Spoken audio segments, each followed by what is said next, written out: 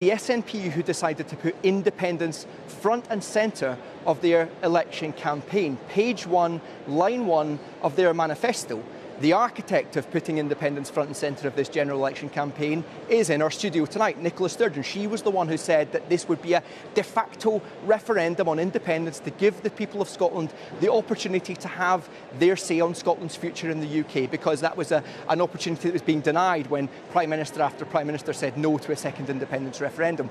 This general election was supposed to be that de facto referendum. Now, since Nicola Sturgeon left as party leader and First Minister of Scotland, Humza Yousaf and now John Swinney as the SNP leaders that have taken over have kind of downgraded that a little bit. But the clear message in the SNP manifesto in this election, as I say on page 1, line 1, front and centre, a vote for the SNP is a vote for independence. John Swinney told me a vote for the SNP is a vote for independence, and he told me as well a vote for any other party risks damaging the independence cause going forward. Stephen Flynn, the SNP's leader at Westminster, told me in an interview independence is on the ballot paper.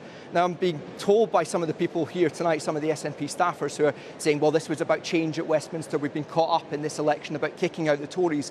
But the SNP set the terms. These were their terms. This was also about independence in Scotland. And if this exit poll is to be believed, the people of Scotland have had their say, and perhaps the message is that independence for them is not a priority right now. That's going to be something that's going to be carrying into the next election, because what's crucial, Tom, is that although Prime Ministers have ignored the SNP and said, no, now is not the time, now is not the time, Nicola Sturgeon was on the receiving end of a few of those messages back from starting with Theresa May after the Brexit vote, and there was a huge clamour to have another vote in Scotland. But what I think is important to remember is that if the SNP had won a majority on these terms that were crystal clear that a vote for the SNP is a vote for independence, it would have been extremely hard for Keir Starmer to shrug that off. It would have been a thorn in his side for the next 5 years. He would have to address it, have to acknowledge it, that the people of Scotland had an opportunity to have their say, and they would have backed that message.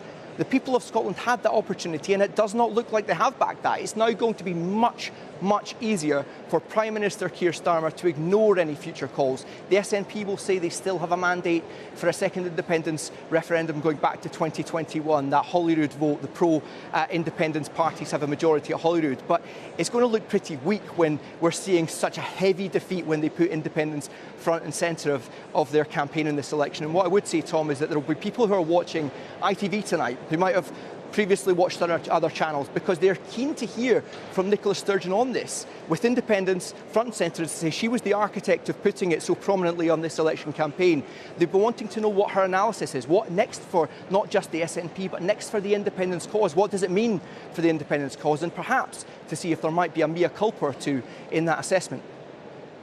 OK, Peter, thank you very much. That feels I think Peter's going to meet there. OK, no. Simple question, was it a mistake? I mean, you were clearly the architect of it. You had a frustrating time. You made clear that if you won the Scottish parliamentary elections, that you would consider that a mandate for independence. You didn't get any joy, and you were in a frustrating corner. But it was your decision to continue to put it front and centre. Was it a mistake, and do you accept that this is the cause off the agenda now for perhaps at least 5 years? No, I don't, and I think that's a foolish conclusion for opposition parties to reach, but I'll come back to that in a second. I think Peter's analysis is not unexpected there. I've got a feeling he's had that pent up within him for quite some time.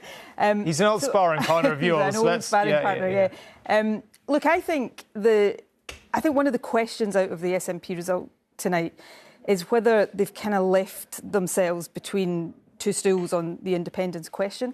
Because I think, in my view, it wasn't really put front and centre. Having it on the line 1, page 1 of the manifesto gave that impression and allows journalists like Peter to make the point. It was there, it was the big issue, and people have cast the verdict on that.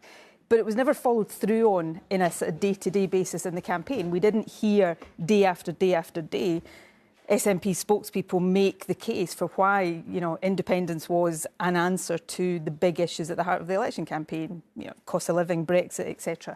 So we've kind of fallen between two stools. But don't you dig yourself into an ever bigger hole if you keep saying independence is the answer and no one's going to give you a referendum and there's nothing you can do about it? Well, I mean, that's a massive challenge for democracy in Scotland, and that, if it continues to be the case that, and I'll come back to the question, does this set the independence cause back? If the SNP, has a reversal of the scale that the exit poll is suggesting. Of course, that will be a conclusion. But a lot of the people, if not the majority of people who in this election have shifted from the SNP to Labour, they still believe in independence. They haven't shifted their opinion on independence. So it might take the issue off of the immediate sort of agenda for Keir Starmer, but it would be, I think, foolish to suggest that the independence question has gone away.